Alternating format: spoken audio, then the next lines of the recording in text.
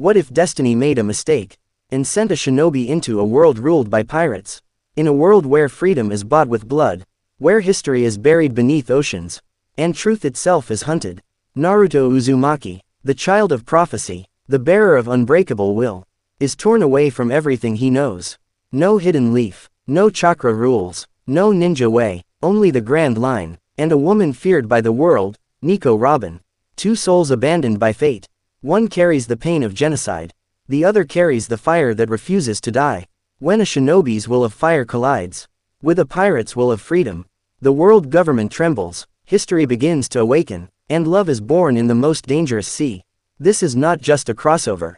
This is not just a what if. This is a story of destiny rewritten. Welcome to Will of Fire Stories. Chapter 1. The Maelstrom meets the Grand Line. The sky over the Ohara ruins didn't scream, it bled. But this wasn't the red of a sunset over the west blue. It was a jagged, swirling hole in reality, a violet-black tear that looked like a bruised eye opening in the heavens. From the center of that chaos, a streak of orange light plummeted like a dying star, crashing into the white sands of a deserted cove near the edge of the Florian Triangle. The impact didn't just kick up sand, it vaporized the seawater for 50 yards. Naruto Uzumaki lay in the center of the steaming crater. His orange jumpsuit was scorched, shredded into rags that barely clung to his frame. His forehead protector was cracked, the symbol of the Leaf Village nearly unrecognizable. He looked like a man who had fought a god and lost, or perhaps won and found the price too high to pay. Kurama, Naruto rasped, his voice sounding like broken glass. Silence. The heavy, warm presence of the Nine Tails, the constant snarky voice in the back of his mind that had been there since his first breath, was gone. Naruto reached for his chakra, but instead of the roaring river of energy he was used to, he felt a strange, salty pressure. The air here didn't taste like the forests of Fire Country, it tasted like endless salt and ancient mysteries. Great, Naruto muttered, pulling himself up, stuck in another dimension, no fox, and I'm pretty sure my ribs are playing a xylophone solo. He dragged himself out of the crater, his boots sinking into the sand. He looked out at the ocean. It was vast, vaster than anything he'd seen back home. The waves moved with a predatory rhythm, as if the water itself had a will. A few miles away, the Thousand Sunny was cutting through the mist. On the deck, Nico Robin stood by the railing. The devil child of the Straw Hat crew was staring at the horizon with an expression of quiet melancholy. The world government called her a monster, a woman who shouldn't exist. She was used to the weight of the world's hatred, but today, she felt something else, a strange pull in the air, like a chord being struck on a distant harp. Robin-chan, I made you a special refreshing fruit tart. Sanji twirled toward her, hearts practically ejecting from his eyes. Thank you, Sanji-kun, Robin said, her voice like velvet. But her eyes never left the shoreline of the nearby island. Luffy, do you feel that? Luffy, perched on the head of the Sunny, tilted his straw hat back. He sniffed the air like a hound. It smells spicy, like a big explosion, but with ramen, that's not a smell, that's a hallucination, Zoro grumbled, leaning against the mast with his swords. But the pressure in the air is weird. It's like a hockey bloom, but it feels wilder. Set a course for that cove, Luffy grinned, punching his palms together. I smell a mystery. Naruto was leaning against a palm tree, trying to focus his senjutsu. Without Kurama, he had to rely on the natural energy of this world. He closed his eyes, drawing in the breath of the island. Immediately, his mind exploded. He didn't just feel the trees and the birds. He felt the sea. He felt the massive, titanic shadows moving beneath the waves, sea kings the size of mountains. He felt the will of the fruit users on the approaching ship. And then, he felt her. A presence that felt like a closed book waiting to be read. It was dark, guarded, and laced with a loneliness that mirrored his own childhood. Yo, someone's coming, Naruto whispered, his hand instinctively going to his weapon pouch. It was empty. Right, straight hands it is. The Thousand Sunny dropped anchor. A small group headed to the shore, Luffy, Zoro, Sanji, and Robin. As they stepped onto the sand, they saw him. A blond man with strange whisker marks on his face, looking like he'd been dragged through a meat grinder, yet standing with a posture that screamed, apex predator. Whoa, you look like you had a bad day, mystery man. Luffy laughed, walking right up to the blonde ninja without a hint of caution. Naruto blinked. He'd met eccentric people, he grew up with Guy, Sensei and Jiraiya, but this kid in the straw hat had an aura that was blindingly bright. You could say that, Naruto said, his eyes shifting to the woman standing behind the group. Robin met his gaze. She saw the exhaustion in his blue eyes, but she also saw a depth of soul that she usually only found in the ancient texts of O'Hara. He wasn't a pirate, and he wasn't a marine. He was something else entirely. I am Nico Robin, she said softly, stepping forward. You seem to be far from home, stranger. Naruto rubbed the back of his head, giving her a crooked, tired grin, the classic Uzumaki SMI. That had melted the hearts of villains and heroes alike. Naruto Uzumaki. And yeah, I think I took a wrong turn at the end of the world. Zoro's hand gripped Shisui. You've got a lot of pressure coming off you for a guy who can barely stand, Naruto. You a devil fruit user. I don't know what a fruit user is, Naruto said, his voice dropping an octave as he felt a surge of adrenaline. But I wouldn't touch those swords if I were you, Moss Head. I'm cranky when I'm hungry. Sanji bristled. Who are you calling Moss Head? And did you say you're hungry? The chef's pride overrode his suspicion. No one stays hungry on my watch. Even weird dimension hoppers. Robin watched Naruto closely. She noticed how his eyes lingered on her, not with the lust of the men who usually chased her, nor the fear of the marines who hunted her. He looked at her with recognition, as if he knew what it was like to carry a secret that could burn the world down. He's not a threat, Luffy, Robin said, her voice certain. Shishishi, I know, Luffy beamed. Hey, Naruto, you want to join my crew and eat some meat? Naruto stared at the rubber man, then at the beautiful, mysterious woman with the tragic eyes. And then at the strange lion-headed ship. He felt the natural energy of this world flowing into him, healing his wounds at an accelerated rate. I don't know about joining a crew, Naruto said, stepping toward them. He stopped in front of Robin, his height nearly matching hers. But I think I'm gonna stay with you guys for a bit. My gut says you're the only ones in this world who aren't gonna bore me to death. Robin felt a flush of heat in her cheeks, a sensation she hadn't felt in years. We are a very exciting group, Naruto-kun. I hope you're ready for the chaos. Believe it, Naruto grinned. As they walked toward the ship, Naruto didn't realize that he wasn't just entering a new world, he was stepping into the sights of the world government, and more importantly, he was beginning a journey that would link the last shinobi with the light of the revolution. End of Chapter 1. Chapter 2. The Ramen Diplomacy and the Whisper of the Void. The Thousand Sunny was a ship of dreams, but to Naruto, it was a floating asylum. He sat on the grassy deck, his legs crossed, watching a skeleton play the violin while a cyborg with super hair worked on a mini-submarine. Back in the Hidden Leaf, the weirdest thing he dealt with was a talking toad. Here, the weirdness was the baseline. Straight up, this boat is wild, Naruto muttered, his blue eyes tracking a blue-nosed reindeer walking on two legs. And I thought the Akatsuki had a weird dress code. He was still wearing his tattered orange pants, but Sanji had lent him a fresh black shirt that fit tight across his shoulders. The eternal energy of the Grand Line was different from the shinobi world, it was denser, more volatile, and it was healing him faster than he expected. You're staring again, Naruto-kun. Naruto blinked and looked up. Robin was sitting in a deck chair nearby, a book propped open on her crossed legs. She looked effortless, her dark hair catching the sea breeze. My bad, Naruto rubbed the back of his head, giving her that sheepish grin.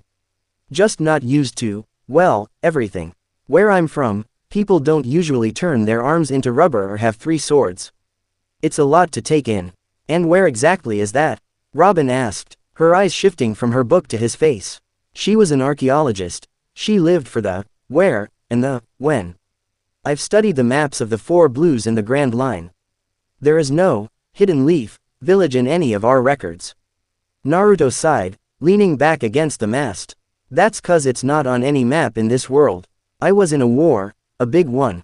There was this light, a huge tree, and then a guy with horns tried to rewrite reality. Next thing I know, I'm falling through a hole in the sky and landing on your beach. He looked out at the sea, his expression darkening. I lost a lot of friends in that light. And I lost my partner, Kurama. He was a part of me. Robin felt a sharp pang of empathy. She knew the feeling of losing everything to a blinding light. Shush. He had watched O'Hara burn under the Buster Call. She closed her book and stood up, walking over to sit on the grass beside him. I know what it's like to be the only survivor of a world that no longer exists, she said softly. It makes you feel like a ghost haunting your own life. Naruto looked at her, really looked at her. He saw the guarded walls in her eyes, the way she kept her shoulders straight even when she was relaxed. She was a survivor, just like him. You're no ghost, Robin, Naruto said, his voice dropping the playful slang. I can feel your spirit. It's loud. It's like a library in a storm. It's cool. Robin blinked, a rare look of surprise crossing her face. You feel spirits. It's a sensory thing. Sage mode. I can feel the life force around me. Luffy's is like a giant bonfire. The swordsman, he's like cold steel. But yours, it's deep. Like the ocean. Before Robin could respond, the kitchen door slammed open. Food is served. Naruto, if you touch Robin-chan's plate, I will kick you into the new world. Sanji roared. The crew piled into the galley. Naruto's eyes nearly popped out of his head when he saw the massive spread. In the center, because Sanji was a professional, was a giant steaming bowl of miso ramen with extra pork. No way, Naruto whispered. He took a seat, grabbed the chopsticks, and his hands actually shook. I haven't had real ramen since before the war. He took a bite, and for a second, the world disappeared. The salt, the broth, the noodles, it tasted like home. It tasted like Iruka-sensei in the old shop in the Leaf. This is, Naruto's eyes welled up. This is the best thing I've ever eaten. Curly brow, you're a genius. It's Sanji, you orange idiot. Sanji barked, though he smirked, clearly pleased. Luffy laughed, reaching his arm halfway across the table to steal a piece of meat from Usopp's plate. See, I told you, food makes everything better. So, Naruto, what can you do? Can you fight? Can you stretch? Can you poop? Luffy, don't ask that at the table. Nami scolded, hitting the captain over the head. Naruto swallowed a mouthful of noodles. I'm a ninja. I don't stretch, but I can do plenty of other stuff. I can walk on water, use clones, and blow things up with spinning balls of energy. Zoro looked up, interested. Walk on water, without a devil fruit. Yeah, it's just energy control. If I can find enough chakra, or whatever the equivalent is here, I could probably outrun this boat on foot. The crew went silent. In a world where the sea was the ultimate enemy of the powerful, a man could walk on it was a god-tier anomaly. Robin watched the interaction with a thoughtful hum. She noticed how Naruto, despite his hunger and his flashy talk, kept his eyes moving, checking the exits, watching the shadows. He was a warrior of the highest order, but there was a gentleness in his movements when he passed a plate to Chopper. Suddenly, the ship rocked violently. What was that? Nami shouted, running to the window. A massive shadow loomed over the Sunny. A marine battleship, flying the flag of a vice admiral, had emerged from the mist, its cannons already smoking. It's Vice Admiral Strawberry, Usopp shrieked. How did they find us so fast? They're looking for me, Naruto said, standing up. He wiped his mouth and tightened his Hittite. That hole in the sky. I bet the government saw it. They don't like things they can't explain. Luffy stood up, cracking his knuckles. Doesn't matter. They're messing with our dinner. Sit back, Captain, Naruto said, walking toward the door. He looked back at Robin and gave her a wink. I owe you guys for the ramen. Consider this the tip. Naruto stepped out onto the deck. He didn't wait for the Marines to board. He jumped over the railing. Nami screamed, thinking he was committing suicide, but Robin leaned over the edge, her eyes wide. Naruto didn't sink. He hit the surface of the ocean and stayed there, his boots creating small ripples on the water. He started to run, a blur of orange and black, sprinting across the waves toward the battleship. He's really doing it, Frankie gasped. He's walking on the sea. That's super impossible. Naruto reached the battleship in seconds. He didn't use a sword. He held out his right hand, and a swirling, roaring sphere of blue energy began to form, screaming like 1,000 birds. Rasengan. He slammed the sphere into the hull of the battleship. The impact sounded like a thunderclap. A massive hole was punched clean through the reinforced steel, and the ship began to list instantly. Naruto leapt back, landing on the water again, and watched as the Marines scrambled in chaos. He looked back at the Thousand Sunny, specifically at Robin, who was watching him from the deck with a look of pure fascination. One battleship down, Naruto yelled, grinning. Who's next? Robin felt a shiver go down her spine. For 20 years, she had been running from the Marines, thinking of them as an inescapable shadow. And here was this boy, laughing on the water, breaking their world with his bare hands. For the first time in a long time, Nico Robin felt like the world wasn't a prison, it was a playground. End of Chapter 2. Chapter 3. The Scholar and the Shinobi. The Thousand Sunny sailed away from the sinking marine battleship, leaving the chaos behind in the mist. On deck, the atmosphere had shifted. The straw hats were used to power, but Naruto's display was something fundamentally wrong, according to the laws of their world. He hadn't just fought, he had ignored the sea's greatest taboo. Naruto hopped back over the railing, his boots completely dry. He exhaled a long breath, the blue glow of his eyes fading back to their usual spirited cerulean. You guys okay? They didn't get a shot off at the ship, did they? Naruto asked, checking his knuckles. You just ran on the water, Nami stammered, pointing a shaky finger at the ocean. The sea hates everyone with power. How are you not a sinking stone right now? Naruto blinked, confused. I told you, it's just sticking your energy to the surface. It's like walking on a wall, but the wall is moving. Simple stuff, really, simple. Zoro scoffed, though he let go of his sword hilt. You just took out a vice admiral's ship with a ball of wind and some fancy footwork. On this ocean, that makes you a target for every heavy hitter from here to Mary Geoise. Let him come, Naruto shrugged, but his stomach gave a traitorous growl. Sanji, is there any of that ramen left? That move uses a lot of calories. Robin watched him, her chin resting in her palm. While the others were focused on his power, she was focused on his technique. He didn't have the swirl of a devil fruit in his energy. It felt like he was breathing with the planet itself. Later that night, the ship was quiet. The moon hung low, a silver sliver over the dark water. Naruto couldn't sleep. The lack of Kurama's constant heartbeat in his soul made the silence of the room feel like a vacuum. He wandered up to the library, the only room where a light was still flickering. He found Robin surrounded by stacks of ancient-looking books and maps. She was wearing her glasses, her eyes scanning a text with an intensity that reminded Naruto of Sakura back at the hospital. Still awake, Naruto leaned against the doorframe. Robin didn't look up, but a small smile graced her lips. The history of the world doesn't sleep, Naruto-kun. And I suspect you are a chapter that has been torn out of a different book entirely. Naruto walked in, looking at the drawings of strange symbols on her desk. Poneglyphs, he asked, mispronouncing the word. The little tanuki, Chopper, said you're the only one who can read 'em. They are the keys to a blank spot in history, Robin said, finally looking up. A century that was erased. The people who hunt me do so because I can hear the voices of the dead through these stones.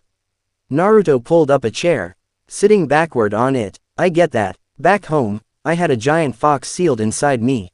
Everyone looked at me like I was a walking disaster. They didn't see Naruto, they saw a weapon. Or a ghost. Robin leaned back, her curiosity piqued. And how did you change their minds?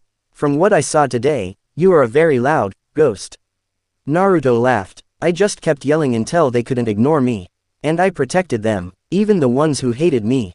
It's hard to call someone a monster when they're the only ones keeping you alive.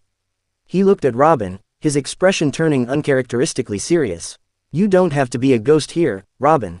This crew, they don't look at you like a weapon. Especially Luffy, he looks at you like you're his friend. That's a big deal. Robin felt a warmth spread through her chest. It was a strange feeling. Usually, conversations about her past were cold and clinical. Naruto spoke about trauma with the casualness of a man who had conquered it. You're very observant for someone who screams, believe it, every 5 minutes, she teased gently. Hey, that's my catchphrase. Naruto grinned. He stood up and walked over to the window, looking out at the dark sea. In my world, there was this girl. She was smart like you, but she was always chasing someone who didn't want to be found. I spent years trying to bring that guy home. I realized that the hardest thing in the world isn't winning a fight, it's convincing someone they're worth saving. He turned back to her. If those stones you're reading are so dangerous, why keep reading them? Because the truth is the only thing that belongs to me, Robin replied. Naruto stepped closer, reaching out as if to touch one of the maps before pulling back. Then let me help you. I'm not great with books. But I'm really good at keeping people away while they're busy doing important stuff. If you're gonna find the truth, you're gonna need a bodyguard who can walk on water, right? Robin looked at his hand, calloused, scarred, but steady. For the first time in her life, the idea of someone protecting her didn't feel like a burden or a lie. It felt like a partnership. I think I'd like that, Naruto-kun, she said softly. The moment was interrupted by a sudden, chilling cold. The windows of the library began to frost over. The sea outside, once turbulent, fell deathly still, turning into a solid sheet of ice. This pressure, Naruto hissed, his eyes snapping to the door. It's not like the Marines from earlier. This feels frozen. Aokiji, Robin whispered, her face turning pale. The old terror, the one that had haunted her since she was 8 years old, flashed in her eyes. Naruto felt her heart rate spike. He didn't know who Aokiji was, but he knew the smell of fear. He stepped in front of Robin, his hands forming a seal. Stay behind me, Robin, Naruto said, his voice dropping into a low, dangerous growl. I don't care how cold this guy is. Nobody touches you while I'm breathing. Straight up. End of Chapter 3. Chapter 4. The Frozen Will and the Burning Spirit. The deck of the Thousand Sunny was no longer wood and grass, it was a skating rink of jagged, blue-tinted ice. The temperature had plummeted so fast the air itself seemed to crack. Standing on the frozen waves alongside the ship was a tall, lanky man in a white suit, his breath hitching in the air like a ghostly mist. Admiral Aokiji, the man who represented the absolute justice of the Navy, and the man who had let Robin live only to watch her run for 2 decades. Urara, Aokiji droned, his lazy gaze drifting up to the library balcony. I heard a rumor about a hole in the sky and a man who walks on water. I didn't think I'd find you here with the straw hats, Nico Robin. Naruto stepped out onto the deck, his boots crunching through the frost. He wasn't wearing a coat, but the natural energy pulsing through his veins kept his skin steaming. He saw the way Robin's hands were shaking, not just a tremor, but a deep, bone-deep terror. You're the one she's scared of? Naruto asked, his voice flat. He stepped into Aokiji's line of sight, shielding Robin completely. You look like you need a nap and a warm blanket. Not a fight. Aokiji tilted his head, and you must be the anomaly. You don't have the soul of a pirate, but you're standing in front of a woman who has betrayed everyone she's ever known. Do you know who she is, boy? I know she's my friend, Naruto snapped. And where I'm from, we don't give a damn about records or histories. We care about the person standing right in front of us. Friendship is a heavy burden on these seas, Aokiji said. He raised an arm, and the air crystallized into 3 sharp ice spears. Ice partisan. He flicked his wrist. The spears hissed through the air with the speed of bullets. Naruto didn't dodge. He moved his hands in a blur, faster than any human eye on that ship could follow. Summoning. Rashomon. A massive, demonic iron gate erupted from the frozen deck, catching the ice spears and shattering them into dust. The ship rocked under the weight of the summon. The straw hats, who had rushed onto the deck, stared in collective shock. What the? A giant gate, Usopp yelled, clutching his head. He didn't even use a fruit. Chopper squeaked. Naruto didn't wait. He knew this guy was on another level. He bit his thumb and slammed his palm onto the ice. Shadow Clone Jutsu. With a series of puffs, 20 Narutos appeared, swirling around Aokiji in a chaotic dance of orange and black. Get the ship moving, Naruto yelled to Luffy. I'll hold this popsicle back. Robin, get inside. No, Naruto-kun, you don't understand his power. Robin cried out, her voice cracking. He's an admiral. He is ice. Aokiji sighed. Ice Age. A wave of pure frost erupted from his feet, instantly freezing every clone into a statue. The real Naruto leapt into the air, spinning.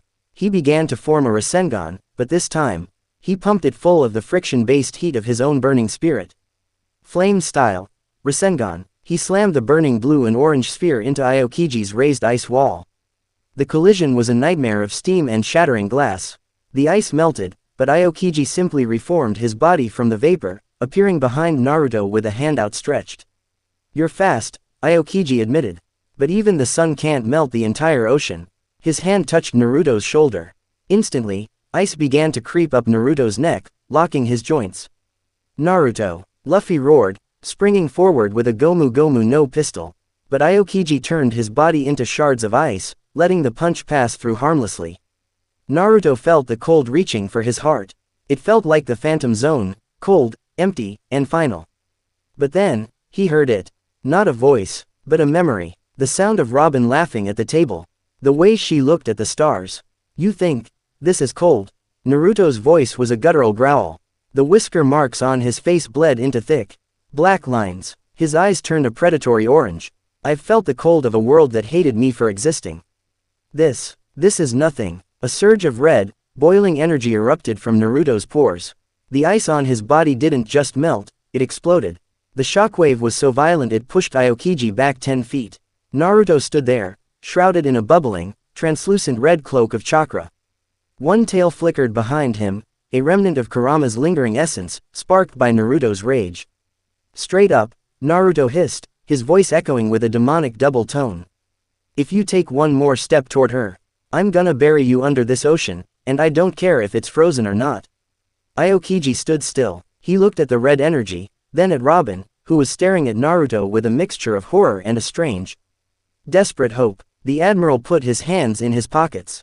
Urara, you've got a scary monster inside you, kid, Aokiji said, the frost around him receding slightly. I didn't come here to start a war today. I just came to see if the devil child had found a place to die. But it looks like she found something much more troublesome. He turned away, walking back across his frozen path. Enjoy the heat while it lasts, Naruto Uzumaki. The world government won't ignore a man who can melt an admiral's ice. The ice path began to crack as Aokiji vanished into the mist. The sudden cold lifted, replaced by the salty warmth of the sea. Naruto's red cloak flickered and died, and he slumped to his knees, his breath coming in ragged gasps. The crew was silent. They looked at the holes in the deck, the melted ice, and the man who had just stood toe-to-toe with the Navy's greatest weapon. Robin was the first one to reach him. She didn't care about the red energy or the monster. She knelt beside him, her hands trembling as she touched his face. Why, she whispered, you barely know me. Why would you risk that for me? Naruto looked up at her, his blue eyes returning to their normal, gentle state. He gave her a weak, lopsided grin. I told you, didn't I? He wheezed. Bodyguard duty. Besides, I haven't seen you finish that book yet. I want to know how it ends. Robin didn't answer with words. She leaned forward, resting her forehead against his, her tears finally falling. For the first time in 20 years, the cold was gone. End of chapter 4. Cha. Pter 5. The Whisper of the Poneglyph in the Shadow of Water 7. The Thousand Sunny drifted through a sea of glass under a sky so blue it felt fake. After the encounter with Aokiji, the crew was on high alert. But Naruto was on high maintenance. He lay on the deck, his head resting in his hands, while Chopper frantically waved a stethoscope over his chest. I'm telling you, Chopper, I'm fine, Naruto groaned, his voice back to its usual energetic rasp. It was just a little chakra burnout. Happens all the time when I get heated. A little, the reindeer shrieked, his hooves flailing. Your internal temperature reached boiling point.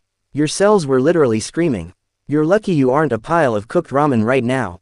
Naruto chuckled, glancing over at the library window where he could see the silhouette of Robin.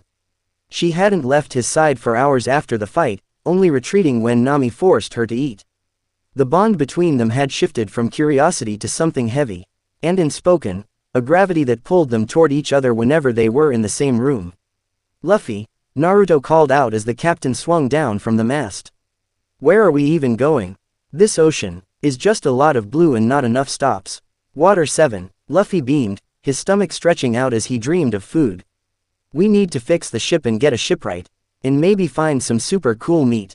Water 7, huh? Naruto stood up, stretching his lats. Sounds like a lot of places for people to hide. After that ice guy, I don't trust the quiet. As the jagged, fountain-like peaks of Water 7 appeared on the horizon, the atmosphere on the ship grew tense. The city was a masterpiece of canals and white stone, but for Robin, it felt like a cage. The CP9 agents were already moving in the shadows, their masks ready. Their eyes on the woman who could read the world's secrets. That evening, after they docked, Naruto followed Robin as she walked toward the city's backstreets. He didn't hover, but he stayed close enough that his shadow touched hers. You're thinking about what that popsicle said, aren't you? Naruto asked, his hands behind his head. Robin stopped by a canal, the light of the setting sun reflecting off the water and into her dark eyes. He was right, Naruto-kun. Everywhere I go, disaster follows. I'm a curse. Look at what happened to the ship, look at what happened to you. Naruto stepped in front of her, forcing her to look at him. Straight up, That's the dumbest thing I've heard today, and I spent the morning listening to Luffy talk to a seagull. You aren't the disaster, Robin. The people chasing you are. There's a difference, is there? She whispered. If I stay, the world government will bring everything they have to destroy this crew. I can't let that happen. Not to them, not to you. Naruto took a step closer, his presence warm and grounding. Then let them bring it. I've faced armies of white Zetsu, ancient goddesses, and my own best friend trying to put a hole in my chest. You think some guys in suits are gonna scare me off? He reached out, his hand hesitating before gently tucking a strand of hair behind her ear. You're not a curse. You, the person who made me feel like I actually belong in this weird-ass world. I'm not letting you go back to being a ghost.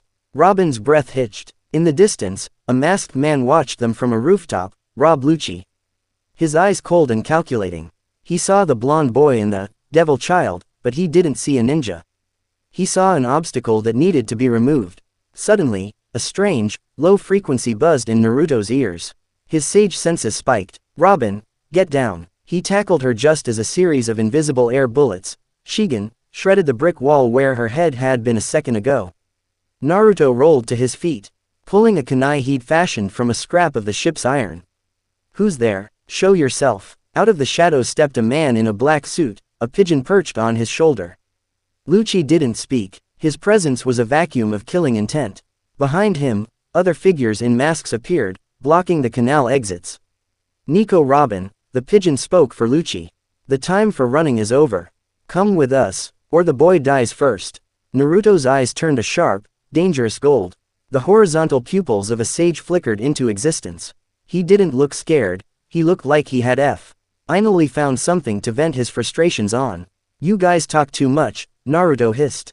You want her. You gotta go through the number 1 hyperactive knucklehead ninja first.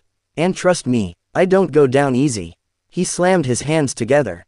Massive shadow clone jutsu. The canal was suddenly flooded with hundreds of Narutos, all of them grinning with a predatory edge. Robin stood in the center, her heart racing. She saw Naruto, not as a monster or a weapon, but as a wall of orange that stood between her and the darkness. Don't leave, Robin, the real Naruto yelled over the roar of his clones. Watch me, this is what happens when you mess with my friends. The battle for Water 7 had begun, and the CP9 was about to learn that some anomalies didn't follow the rules of the Grand Line. End of Chapter 5. Chapter 6. The Six Powers vs. The Shinobi Way. The backstreets of Water 7 exploded into a chaotic symphony of steel and smoke. The CP9 agents, masters of Rokushiki, moved like ghosts. Their bodies flickering through the air using Soru. But they had never faced a combatant who could multiply his own existence. Rankyaku, Bluno shouted, kicking the air to send a pressurized blade of vacuum toward the sea of orange. The wind blade tore through a dozen clones, but they didn't bleed, they vanished in puffs of white smoke, only for 3 more to leap from the shadows to take their place. Naruto was a whirlwind, his movements erratic and unpredictable compared to the refined, clinical strikes of the world's greatest assassins. What kind of devil fruit is this? Kaku yelled, drawing his twin chisels as he sliced through a Naruto that had tried to drop-kick him from a chimney. There's no end to them. In the center of the storm, Rob Lucci didn't move. He watched the real Naruto with the eyes of a leopard. He saw the way the blonde boy's eyes had changed, the golden pigment, the slit pupils. It wasn't a zone transformation, it was something deeper. You're the distraction, Lucci muttered. His voice a low vibration. He vanished. Robin, standing behind the wall of clones, felt the air pressure change. Before she could cross her arms to bloom her petals, Lucci appeared in her personal space. His fingers were curled into a claw. Shigen, clang. Lucci's finger didn't pierce flesh. It hit a black kunai held by a Naruto that seemed to emerge directly from the ground beneath Robin's feet. I told you, Naruto growled, his face inches from Lucci's. You aren't touching her. The blonde ninja's skin was beginning to steam. He wasn't using the red chakra this time. He was channeling the natural energy of the city itself, the salt in the air, the vibration of the water in the canals. Sage art. Spiraling cereal spheres.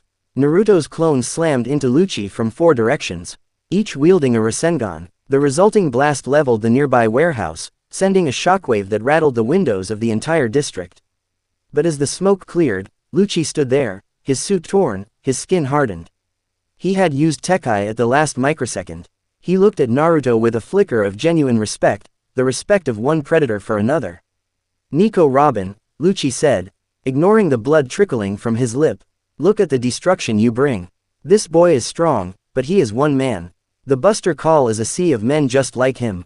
If you stay, he will burn until there is nothing left but ash. Robin looked at the wreckage. She saw Naruto's clones flickering, his stamina flagging from the sheer intensity of holding off 4 CP9 agents at once. She saw the blood on Naruto's knuckles and the sweat on his brow. Lucci's words were a poison she had swallowed long ago. I am a curse. Stop, Robin whispered. What was that, Robin? Naruto asked, not looking back, his eyes locked on Lucci. I said stop, Robin screamed, her voice breaking the sound of the crashing waves. She stepped forward, her face a mask of cold, hollow resolve. I'll go with them. Just let him go. Let the Straw Hats go. Quote. Naruto froze. He turned his head slowly, his sage markings fading as his heart plummeted. Robin, what are you saying? We're winning. I can take these guys. You can't take the world, Naruto. Robin shouted, tears finally spilling over. I want to live, but I don't want to see you die for a woman who has no right to a future. Please, if you ever meant what you said about protecting me, let me save you this time.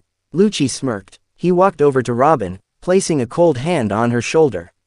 A wise choice, devil child. Naruto stepped forward, his fists clenched so hard they bled. Robin, look at me, straight up. Do you really think I'm the kind of guy who lets his friends walk into a cage because it's safer? Robin didn't look back. She couldn't. Goodbye, Naruto-kun. Thank you for the ramen. She walked into the shadows with the CP9, the darkness swallowing her silhouette. Naruto stood in the middle of the ruined street. His clones had all vanished. The rain began to fall, the heavy, cold rain of Water 7. He looked at the empty space where she had been. Naruto. Luffy's voice echoed as the rest of the crew finally broke through the marine blockade to reach him. Where's Robin? We saw the explosion. Naruto didn't answer for a long time. He just stared at his hands. Then, he reached up and tightened his leaf headband until the metal dug into his skin. She left, Naruto said, his voice quiet, devoid of its usual cheer. What? Why? Nami cried out, grabbing his arm. Naruto looked up. His eyes weren't blue, and they weren't gold. They were a dull, stormy gray, sparking with a quiet, terrifying lightning. She thinks she's saving us, Naruto said. He looked at Luffy. Luffy, I don't care about the world government. I don't care about their absolute justice. I'm going to get her back. And I'm going to tear down whatever tower they've locked her in. Luffy's expression went dark, his straw hat shadowing his eyes. He put a hand on Naruto's shoulder. We're going to Eni's lobby, Luffy said, his voice a promise of war. Naruto nodded. He looked toward the sea, where the sea train was puffing smoke into the rainy sky. I'm coming for you, Robin. Naruto whispered. And this time, I'm bringing the whole damn storm with me. End of Chapter 6. Chapter 7. The Rocketman and the Will of the Fox. The rain in Water 7 didn't just fall. It pounded against the stone like the heartbeat of a dying giant. The Aqua Laguna was coming, a tide so massive it threatened to swallow the city whole. But on the lower tracks, a different kind of storm was brewing. Naruto stood on the prow of the Rocketman, the derelict sea train that breathed fire and madness. Beside him stood Luffy, Zoro, and the rest of the crew, their faces red by the cold realization of Robin's sacrifice. Listen up, Naruto yelled over the screeching of the engine and the roar of the waves. The government thinks they can take one of ours because EY have a fancy title and a lot of ships. Where I'm from, we have a saying, those who break the rules are scum, but those who abandon their friends are worse than scum. Luffy grinned, his fist crackling as he stretched his neck. I don't know what a scum is, but I'm gonna kick their asses. The sea train leapt onto the submerged tracks, cutting through the towering waves of the Aqua Laguna. Naruto sat on the roof of the lead car, his legs dangling over the edge. He was focused, drawing in every ounce of natural energy the chaotic storm provided. Without Kurama to balance the intake, the sage energy felt jagged. Like swallowing glass, but he pushed through it. You're pushing yourself too hard, a voice said. Naruto looked back. Zoro was sitting there, sharpening his blades. I have to, Naruto said, turning his gaze back to the horizon where the gates of Eni's lobby would eventually appear. I felt her heart when she walked away, Zoro. She didn't leave because she hates us. She left because she loves us so much it scares her. I've seen that look before. It's the look of someone who thinks their life is a fair trade for someone else's smile.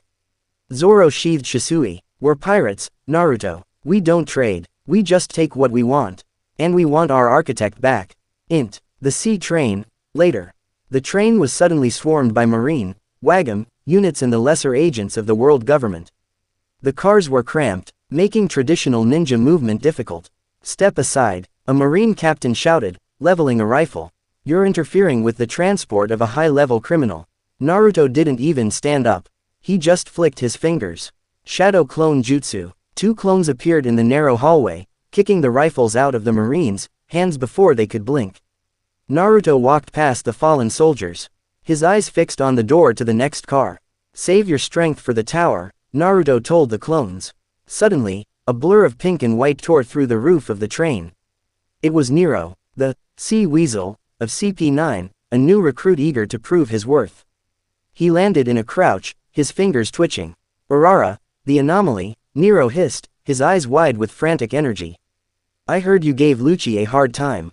Let's see how you handle someone who's actually fast. Nero moved with Soru, appearing behind Naruto and aiming a Shigen at his spine.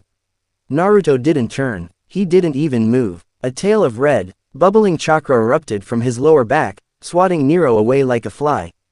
The impact sent the agent crashing through 3 walls of the train. Naruto's head tilted back, a low growl vibrating in his chest. The whisker marks on his face were no longer just lines, they were deep, darkened grooves. I don't have time for the junior varsity team, Naruto said. His voice echoing with that terrifying double tone. Tell Lucci I'm coming, and tell Robin, tell her to hold on. Ext. ENIES lobby, dawn. The island of no night loomed ahead. A massive, floating fortress surrounded by a bottomless waterfall.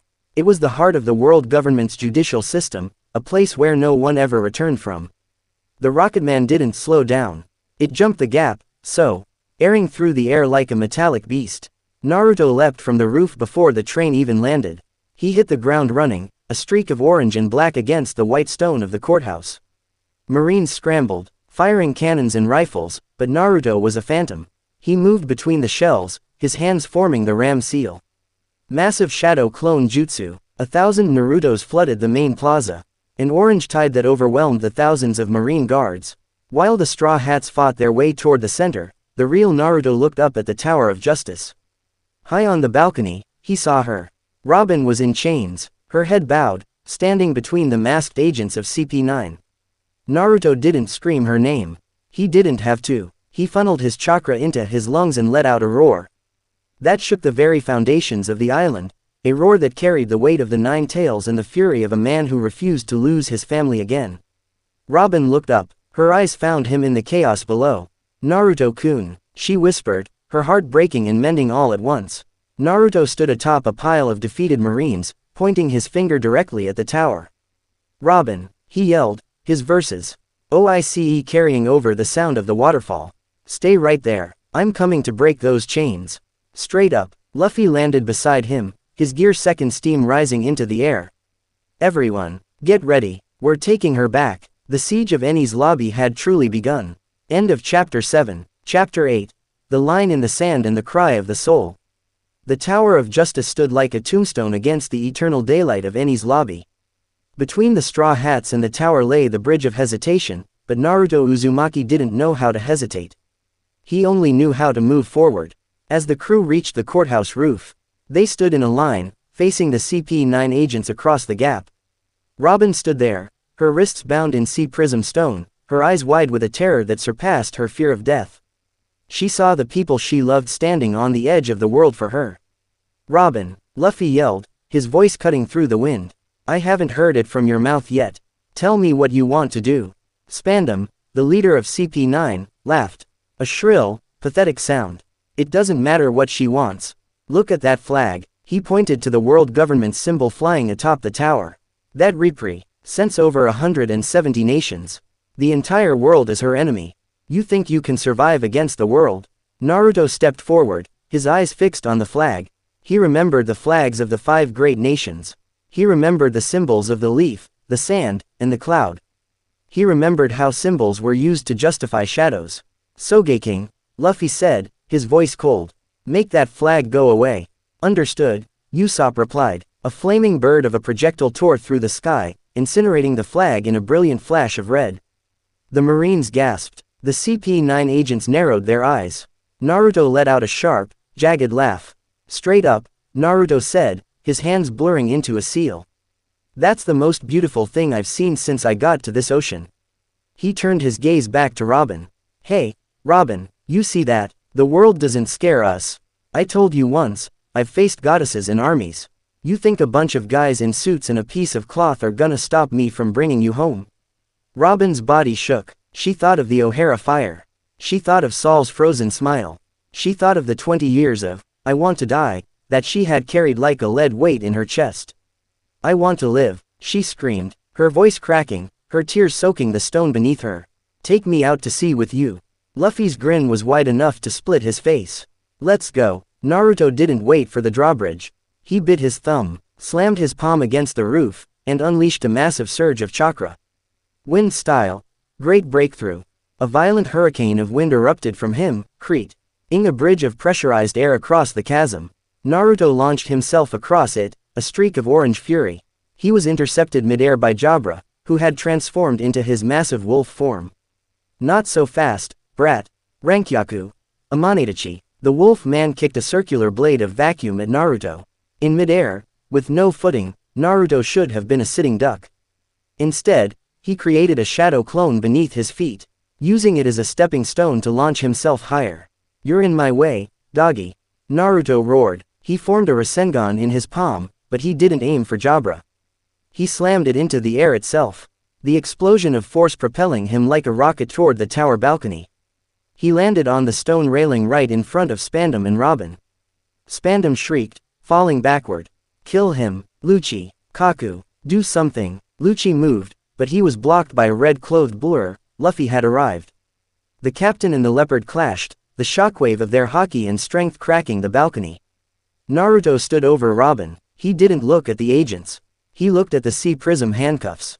He reached down, his hands glowing with the precise, blue aura of a chakra scalpel, a technique he'd learned from watching Sakura and Tsunade. These are made of the sea, Naruto-kun, Robin whispered, her voice trembling. They can't be broken by force. Good thing I'm not using force, Naruto grunted. He focused every ounce of his control, vibrating his chakra at a frequency that mimicked the molecular structure of the stone. I'm a ninja, Robin. We find the cracks in everything. With a sharp ping, the cuffs didn't shatter, they unlocked. The internal mechanism had been forced open by a needle-thin thread of chakra. Robin's hands fell free. The strength returned to her body instantly. She looked at her wrists, then at Naruto, who was breathing hard, the strain of the high-level manipulation showing on his face. Welcome back, Robin, Naruto said, giving her a wink. But the moment was short-lived. The air around them grew heavy. The Buster Call had been signaled.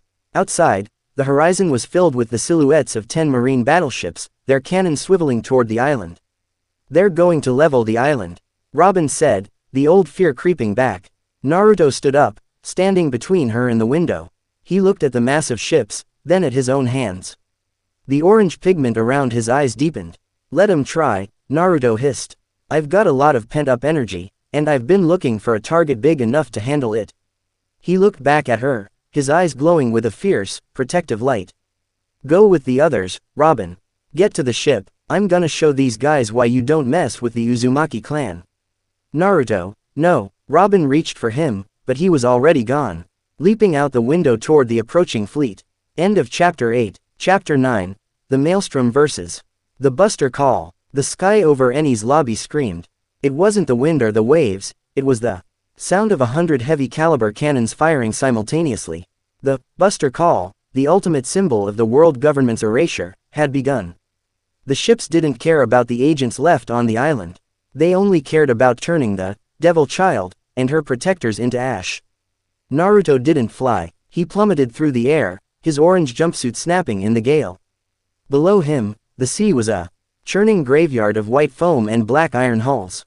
Straight up, Naruto muttered, his eyes narrowing as he saw the lead battleship. You guys really like overdoing it, don't you? He bit his thumb. his hands blurring into a sequence of seals so fast they left after images.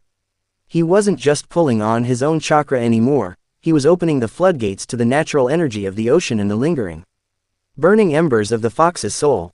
Summoning jutsu, a massive cloud of white smoke, larger than a battleship, erupted in the middle of the marine formation. From the smoke emerged Gamabunta, the chief toad, clutching a massive tanto and smoking a pipe the size of a redwood tree.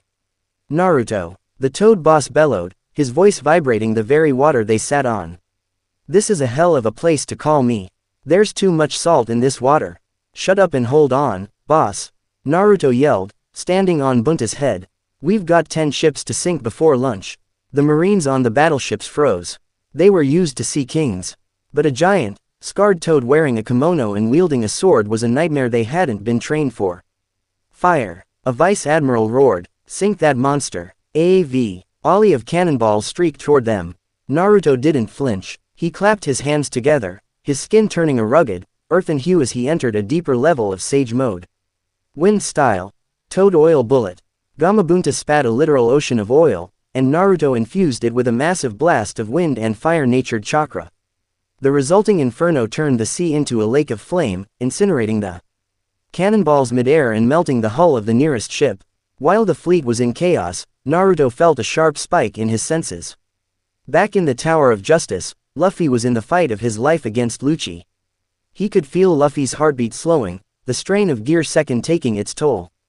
Bunta, keep him busy, Naruto commanded. He leapt from the toad's head, sprinting across the burning water. He didn't head for the ships. He headed for the base of the Bridge of Hesitation. He saw a group of marines closing in on a wounded Robin and the rest of the crew who were trying to reach the escape ship. Naruto landed in the center of the marine unit like a meteor. The shockwave shattered the stone bridge.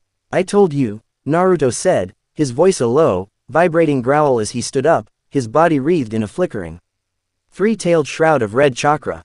Nobody touches her. A vice admiral stepped forward, his sword coated in haki. You're just one man, boy. You can't stop the will of the world. The world's been trying to stop me since I was in diapers, Naruto hissed. He vanished. He wasn't using Soru. He was moving with the raw, explosive speed of the body flicker. He appeared behind the vice admiral, his hand already forming a Rasenshuriken. The high-pitched screech of the wind-style attack drowned out the sound of the falling bombs. Wind-style, Rasenshuriken. He threw the spinning blade of wind. It didn't just hit the marines, it expanded into a vortex of microscopic wind blades that disintegrated the very air around them. The bridge section vanished. Naruto turned to Robin. He was breathing hard, the red chakra burning his skin, but his eyes were clear. Robin, get to the ship. Luffy's almost done upstairs. Robin looked at him, at the raw, devastating power he possessed, and the way he used it only as a shield for them. She ran to him, not away, and for a brief second, she grabbed his hand. Don't go too far into the dark, Naruto-kun, she whispered, sensing the rage of the fox. Come back to us. Naruto's red shroud flickered, softening for a moment. He gave her a bloody, tired grin. I promised I'd see the end of your book, didn't I? I'm not going anywhere. As the crew boarded the Going Merry, which had miraculously appeared to save them, Naruto stood on the crumbling pier, a lone orange sentinel against the might of the Buster Call. He watched them sail into the mist, and then he turned back toward the remaining battleships, his eyes turning back to a cold, predatory orange. All right, you guys, Naruto muttered to the empty air, his hands forming a final seal. Let's finish this. Straight up. End of Chapter 9. Chapter 10. The Requiem of the Going Merry and the Shinobi's Promise. The sky over the sea was no longer orange with fire, but gray with the weight of a funeral. The Going Merry drifted in the middle of a silent ocean, her hull groaning with a sound that felt like a human sob. The Battle of Eni's lobby was won, but the cost was etched into the wood of their home. Naruto stood on the deck, his clothes little more than burnt rags. His body was covered in bandages, thanks to Chopper's frantic work, but he refused to sit down. He stood next to Robin, his hand lightly resting on the railing near hers. It's over, isn't it? Robin asked softly. Her voice was thin, but the hollow, haunted look in her eyes had been replaced by a quiet peace. The fight's over, Naruto said, his voice a low rasp. He looked at the crack running down the center of the ship's deck. But I think we're about to lose a friend. Luffy stood at the front, his torch held high. The crew gathered in a circle as the Going Merry began to break apart, her spirit finally reaching its limit after carrying them through the gates of hell. Mary. Luffy's voice broke. As the flames took the ship, a voice echoed through the salt spray, a small, kind voice that thanked them for loving her. Naruto closed his eyes, his sage senses picking up the fading embers of the ship's cloboterman. It felt like the fading chakra of a hero. He felt a tear slip down his cheek, surprising him. He hadn't cried for a thing, only for people. But here, the line was blurred. Straight up, Naruto whispered. You were the best shinobi I ever met, Mary. Robin leaned her head against Naruto's shoulder, her own tears falling freely. In the warmth of the fire, amidst the mourning of the crew, she finally felt grounded. She wasn't a devil child, drifting in a sea of hate. She was a woman anchored by a blonde ninja who had challenged the world for her. Ext. Thousand Sunny. Days later. The transition to their new ship, the Thousand Sunny, felt like a new chapter in a book that had almost been burned. Naruto sat in the crow's nest, looking out at the horizon. The world government had issued new bounties. Naruto Uzumaki, the Orange Calamity. Reward: 400 million berries. 400 million, Naruto snorted, looking at the poster. I was worth more than that back home as a genin. Don't let Luffy hear you say that, Robin said, appearing at the top of the ladder. She was wearing a new sundress, her hair flowing in the wind. He's very proud of his 300 million. He might start a fight just to prove he's more troublesome than you. Naruto hopped down, landing silently in front of her. He probably is. I'm just a guy trying to keep his word. Robin stepped closer, the space between them narrowing until they could feel the heat radiating off each other. The playful teasing faded, replaced by the heavy, magnetic pull they had been fighting since the day he fell from the sky. You've kept your word, Naruto-kun, Robin said, her hand reaching up to touch the whisker marks on his cheek.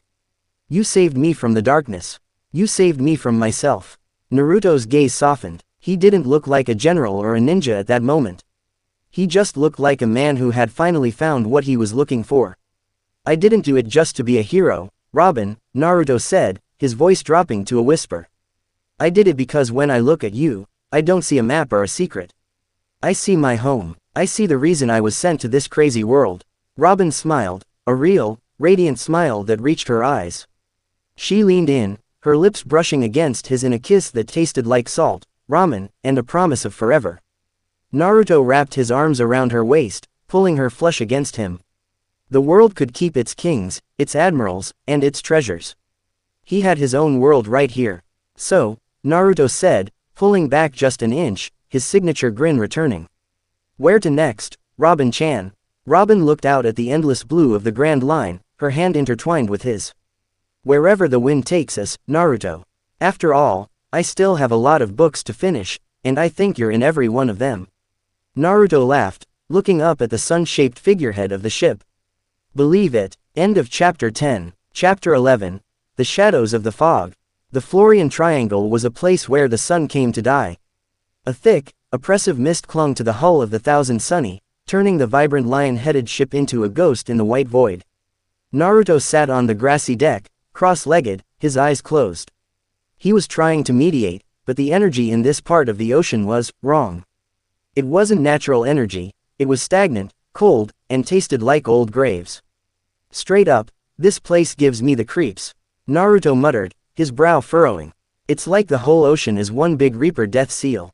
It's the Florian Triangle, Robin said, walking toward him with 2 cups of coffee. She moved with a new grace, the weight she had carried for 20 years finally lifted from her shoulders.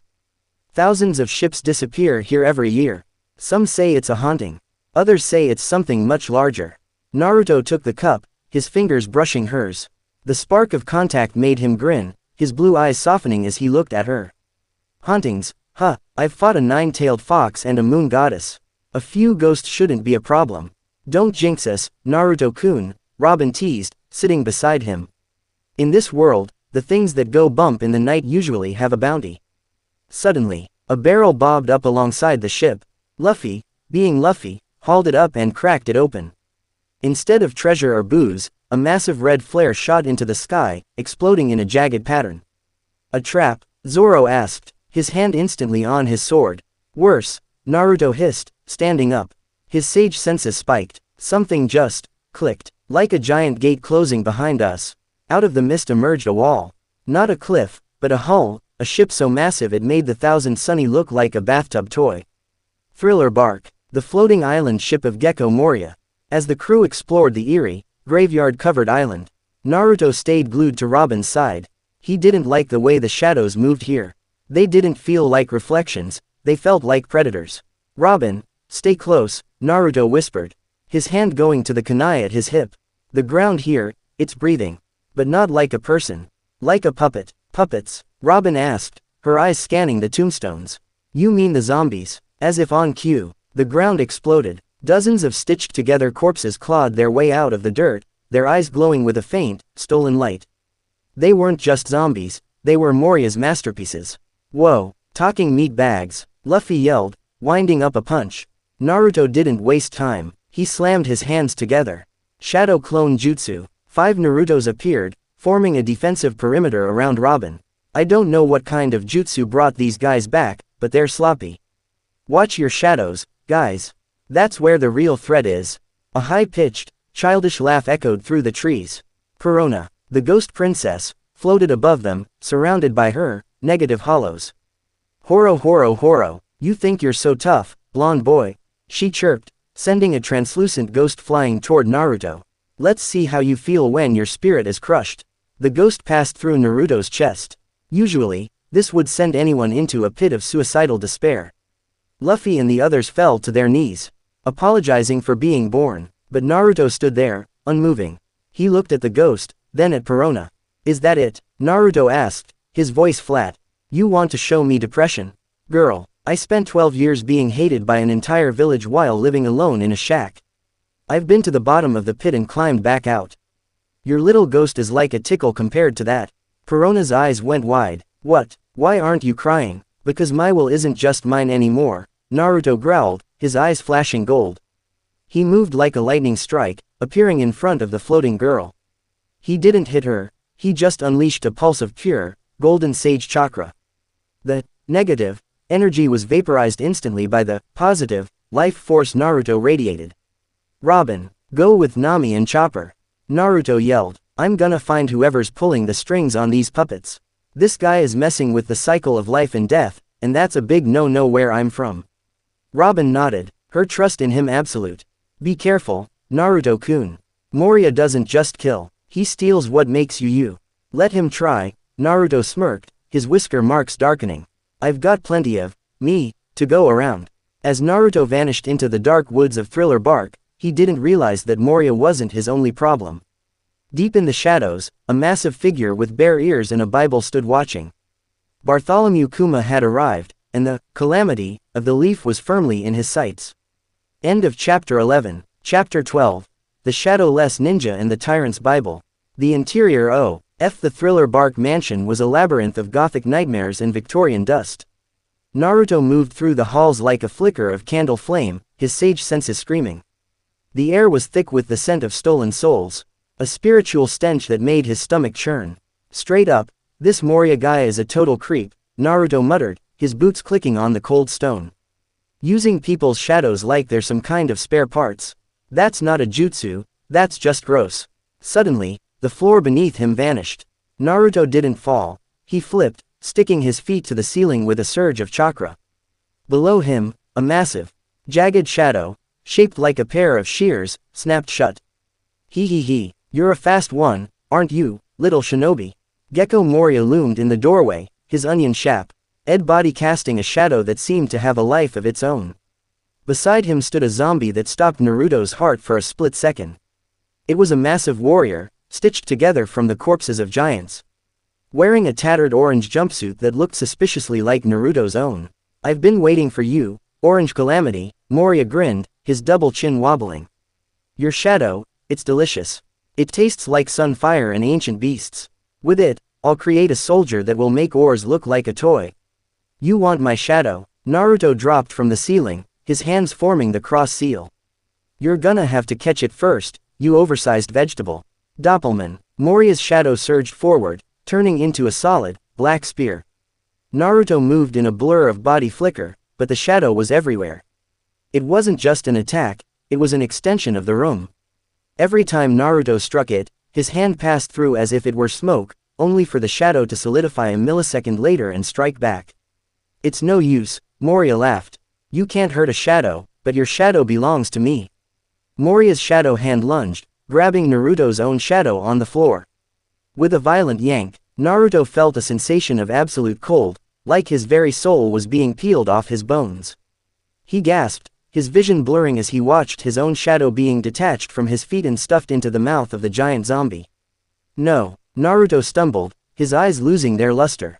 That's mine. Now, die in the sunlight. Moria cackled. Naruto collapsed to one knee. Without his shadow, the dim light of the mansion felt like it was burning his skin. But Moria had made one fatal mistake. He hadn't just stolen a shadow, he had stolen the shadow of a man who housed the residue of the nine-tailed fox. Inside the giant zombie, the shadow Naruto didn't just sit there. It began to thrash. The zombie's eyes turned a glowing, demonic red. It let out a roar that shook the entire island ship. What's happening? Moria shrieked. Obey me. You messed up, Moria, Naruto rasped, his skin smoking as he forced himself to stand. His eyes were turning that dangerous, swirling orange. My shadow has a bit of a temper. And it doesn't like being told what to do. Ext. Thriller Bark Courtyard, later. While Naruto fought for his soul, the rest of the crew was pinned down. Robin was using her Cien Fleur to hold back a wave of armored zombies, but she was exhausted. Suddenly, the air pressure changed. A massive shadow fell over the courtyard. Standing on the wall was Bartholomew Kuma. He held a Bible in one hand, his other hand covered by a glove with a paw print. If you were to travel, Kuma's voice was a deep, robotic rumble, where would you like to go? Another one, Zoro growled, stepping in front of Robin. Kuma didn't answer. He looked at Robin, then toward the mansion where Naruto and Moria were clashing. The anomaly, the boy from the tear in the sky. He is a danger to the balance of the world. Quote, he's my friend, Robin said, her eyes narrowing. And if you want to get to him, you have to go through us.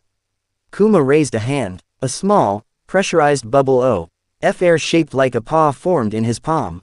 Ursus shock. Before he could unleash it, a massive explosion rocked the mansion. A golden beam of energy tore through the roof, followed by Naruto, his bod. Why glowing with the fiery aura of his sage fox chakra? He wasn't flying, he was being propelled by pure rage. He landed between Kuma and the straw hats, the ground shattering under his feet. He had no shadow, his skin was blistering in the light, but he looked like a god of war. I don't know who you are, big guy, Naruto hissed, his voice a dual-tone growl. But I'm having a really bad day. I just lost my shadow, I'm sunburnt. And I'm hungry. If you're here to mess with my crew, I'm gonna show you why they call me a calamity. Kuma looked at Naruto, his robotic eyes scanning the golden energy. Naruto Uzumaki, you are the variable that the five elders cannot calculate.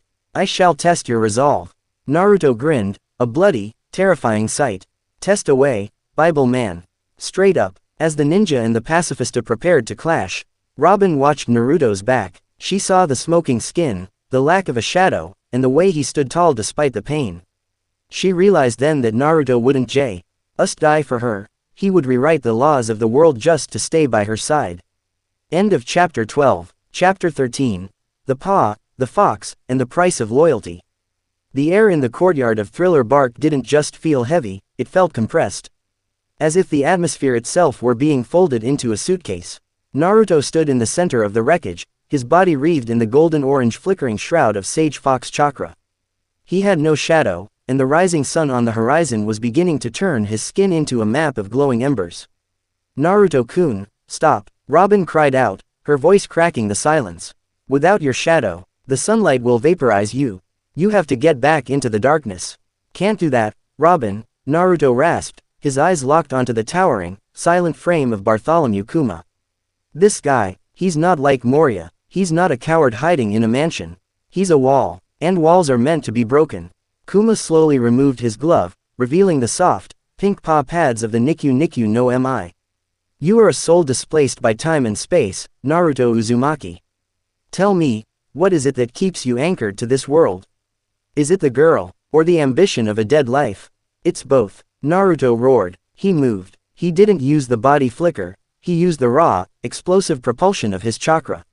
He appeared in front of Kuma in a microsecond, his fist pulled back, glowing with the concentrated rotation of a Rasengan. Sage art. Spiraling strike. Kuma didn't dodge, he simply raised his palm. Thwip. The Rasengan didn't explode, it was pushed. The spinning sphere of energy was reflected back at Naruto with twice the speed. Naruto barely managed to twist in midair, the blast erasing a nearby stone tower. He can deflect anything, Zoro muttered, his hand trembling on his hilt. Even energy. Everything is a concept of pressure, Kuma droned. He waved his hand through the air, creating a series of paw-shaped air bullets. Padho. Naruto lunged, his movements erratic. He was fighting two battles. One against the Shichibukai, and one against the sun that was slowly turning his body into ash. Every time his skin smoked, he pushed more chakra into his cells to regenerate. But he was leaking energy like a cracked dam. You're fast, but you're fading, Kuma observed. He vanished, appearing behind Naruto with terrifying speed.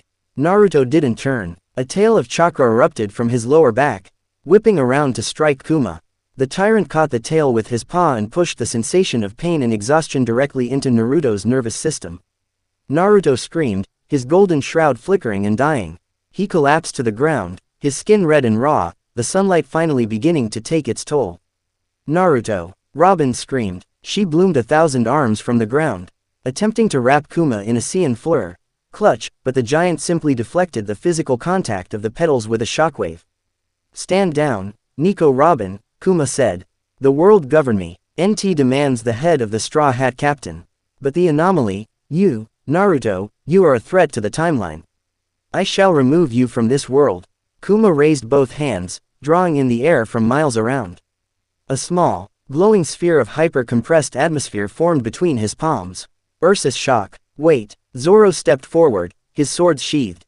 He looked at the fallen Naruto, then at the unconscious Luffy. And finally at the stoic giant. Take me instead. My head might not be worth as much as the captains or the ninjas, but I'm the swordsman of this crew. Take my life and leave them. Kuma paused. He looked at Zoro, then at Naruto, who was trying to crawl back to his feet, his fingers digging into the dirt. Zoro. Don't. Naruto wheezed. I'm not done. Shut up, Naruto, Zoro said, his voice hard as steel. You can't even stand. You've got a woman to protect and a book to finish. This is my job. Kuma looked at the swordsman. Very well. I shall grant you a test. I will use my power to extract all the pain and fatigue from Naruto Uzumaki's body, augmented by the solar damage he has sustained. If you can take it and live, I will leave this island. Kuma plunged his hand into Naruto's chest. He didn't pull out blood. He pulled out a massive, bubbling sphere of red agony. It was the size of a house, crackling with the heat of the sun and the rage of the fox. Kuma pushed the sphere into Zoro. The explosion of sensation was silent. Zoro didn't scream. He didn't move. He simply stood there as his pores erupted with blood. Hours later, the sun was fully up. Moria had been defeated by the rest of the crew, and the shadows had returned to their owners. Naruto's shadow snapped back to his feet, instantly cooling his burnt skin. He gasped, his strength returning as the solar damage was erased. He scrambled to his feet, looking for Zoro. He found him standing in the middle of a crater, his clothes soaked red, his skin pale as a ghost.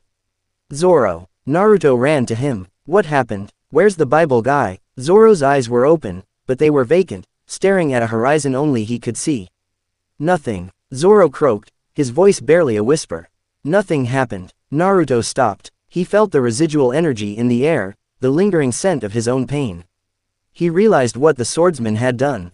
He looked at Robin, who had arrived behind him, her hands covering her mouth in horror. Naruto didn't say a word. He walked up to Zoro and put a hand on his shoulder, channeling a gentle, healing stream of sage chakra into the swordsman's shattered body. Straight up, Naruto said, his voice thick with emotion. I owe you one, Moss Head. A big one. As the crew gathered to heal and mourn their narrow escape, Naruto looked up at the sky. He realized the Grand Line wasn't just a sea of adventure. It was a sea of sacrifice. And as he felt Robin's hand slip into his, he made a silent vow, he would become strong enough that no one would ever have to bleed for him again. End of Chapter 13. Chapter 14. The bubble burst and the separation of souls. The Sabayati archipelago was a forest of shimmering light and floating dreams. The mangrove trees bled resin that turned into bubbles, carrying the laughter of tourists and the dark, hidden rot of the world's elite. For Naruto, it was the first time since falling through the sky that he felt a true sense of impending doom. Straight up, I don't like this place, Naruto muttered, adjusting his leaf headband. It feels like everyone here is wearing a mask, and the air smells like privilege and gunpowder. Robin walked beside him, her hand brushed against his arm for comfort. This is the doorstep to the new world, Naruto-kun. But it's also the front yard of the celestial dragons. Be careful. In their eyes, we aren't even human. The peace of the archipelago shattered when Luffy did the unthinkable. He punched a celestial dragon into the next week to save their friend Hatchin. The silence that followed was the sound of an era ending. Well, Naruto grinned, cracking his knuckles as the Marines began to swarm the auction house. I was getting bored of the sightseeing anyway. Luffy, you really know how to pick a fight. But the fun ended when the sky turned yellow. Admiral Kizaru arrived, moving at the speed of light, raining down lasers that leveled the mangroves. Beside him were pacifistas, robotic clones of the man who had nearly killed them on Thriller Bark. I'll take the big robots. Naruto yelled. He slammed his hands together, his eyes turning into the golden slits of a sage. Massive shadow clone jutsu. 100 Narutos flooded the clearing, a sea of orange clashing against the steel of the pacifistas. But these weren't the disorganized zombies of Moria, these were precision machines. Yasukani no Magatama, Kizaru chirped, raining down light particles. Naruto moved in a blur, pulling Robin behind a massive root. He's too fast, I can't track him without a full Sage Fox sync, and I haven't been able to talk to Kurama since I got here. Suddenly, the air groaned. The real Bartholomew Kuma appeared in the center of the chaos. He didn't look at the Marines. He looked at the straw hats. If you were to travel, Kuma whispered, his voice a hollow echo, where would you like to go? He raised his paw. One by one, the crew began to vanish. Zoro, gone. Brook, gone. Sanji, gone. No, stop it, Naruto roared. He lunged at Kuma, his hand forming a Rasenshuriken that shrieked with the fury of a hurricane. I won't let you take them. Wind style. Rasenshuriken. Kuma didn't deflect it, he simply vanished using his own pressure warp and appeared behind Naruto. His hand reached out, but he didn't aim for Naruto. He aimed for Robin. Robin, run, Naruto screamed. He threw himself between them, his fingers inches from Robin's hand. He saw the terror in her eyes, the fear of the devil child, who had finally found a home, only to have the walls torn down again. Naruto-kun, she cried out, her hand reaching for his. Thwip, the paw touched her shoulder. Robin vanished in a burst of air. Naruto's world went silent. The Rasenshuriken in his hand flickered and died. He stood in the middle of the clearing, his hand still outstretched, grasping at the empty space where the woman he loved had been standing a millisecond ago. You. Naruto's voice was a low, guttural vibration. His skin began to bubble with a dark, oily red chakra. What did you do with her? The whisker marks on his face bled into thick black bars. 4 tails of raw, corrosive energy erupted from his spine, shattering the ground for miles. He wasn't a sage anymore. He was the beast. I have saved her from the coming storm, Kuma said, his voice devoid of emotion. As I will save you. I'll kill you. Naruto's roar wasn't human. It was a sonic blast that leveled the surrounding trees. He lunged, a red streak of pure destruction. He struck Kuma with a force that should have cracked the planet. But Kuma's paw pad caught the blow. The pressure was so immense it created a vacuum. Go, Kuma whispered. Find your own path, Uzumaki. The world is not ready for you yet. The paw touched Naruto's chest. Naruto felt his body being compressed into a single point of light. The red chakra was snuffed out as he was launched through the atmosphere at the speed of sound. As he flew through the clouds, his last thought wasn't of the war, or the fox, or the leaf. Robin, I'm coming for you. Believe it. Naruto Uzumaki vanished from Sabayati, leaving behind a broken captain and a crew scattered to the winds. End of Chapter 14. Chapter 15. The Sky Fallen Ninja and the Vow of the 2 Years. Naruto didn't fall gracefully. He was a screaming streak of orange fire, punching through the clouds of the Grand Line like a meteor. The sensation of Kuma's paw was like being caught in the center of a hurricane, silent, pressurized, and absolute. Then, the pressure vanished. He slammed into the sea. Of a snowy mountain with enough force to trigger an avalanche. He tumbled through the drifts, his shredded jumpsuit offering no protection against the biting cold of Karakuri Island. Damn it, Naruto groaned, his breath coming in white plumes. He sat up, his head spinning. He looked at his hands, they were shaking. For the first time since the Fourth Shinobi War, he felt a crushing, hollow weight in his chest. Robin, Luffy, everyone. He stood up, looking out over the futuristic, wintry landscape of the land of future. He was alone. No fox in his head, no beautiful archaeologist by his side. No rubber captain laughing at his jokes. I wasn't strong enough, he whispered, his voice cracking. Again, he slumped against a metallic tree, the cold seeping into his bones. But, as the sun began to set over the frozen horizon, a small, familiar light flickered in his mind. It wasn't chakra, and it wasn't the fox. It was the memory of Robin's smile on the Thousand Sunny. You aren't a curse, Naruto-kun. You're the person who made me feel like I belong. Naruto's eyes snapped open. The dull blue turned into a sharp, piercing cerulean. He stood up, his posture shifting from a defeated boy to the general of the leaf. She's out there, he said to the wind. And she's counting on me. If I can't protect the woman I love, then I don't deserve to be a ninja. Ext. The Baltimore ruins, months later. Naruto spent his days in the abandoned labs of Dr. Vegapunk. He didn't just train his body, he studied. He realized that in this world, chakra was only half the battle. Dead to master the will, the hockey that the admirals used. He sat atop a pile of scrap metal, blindfolded. Thousands of miles away, on a different island, he knew Luffy was doing the same. I can feel it, Naruto muttered. He wasn't using sage mode. He was reaching out with his spirit. The vibration of the world. The breath of the steel. A group of rogue cyborg bears lunged at him from the shadows. Naruto didn't move until the last microsecond. He didn't use a clone. He simply tilted his head, the metal claws whistling past his ear. He struck out with a single palm, his hand coated in an invisible, black armor of armament hockey. Boom! The cyborg was sent flying through a brick wall. Naruto pulled off his blindfold, his eyes glowing. He had done it. He had fused the spiritual discipline O.F. the shinobi with the raw willpower of the Grand Line. Int. A revolutionary base, same time. In a hidden fortress far across the sea, Nico Robin sat by a window, watching the rain. She was with the revolutionaries, with Dragon and Sabo. They had offered her protection, but her heart was elsewhere. She looked at her hand, at the ring of sunstone Naruto had given her before the world fell apart. He's alive, she whispered to the empty room. I can feel his heat. It's like a sun that never sets. She picked up a book, but she didn't read. She studied a map of the new world. 2 years. That was the message Luffy had sent through the papers. 3D2Y. 2 years to grow. 2 years to become the shields their crew deserved. Wait for me, Naruto-kun, she said, a determined smile gracing her lips. When we meet again, I won't be the one needing a bodyguard. I'll be the woman who stands beside the king of the ninjas.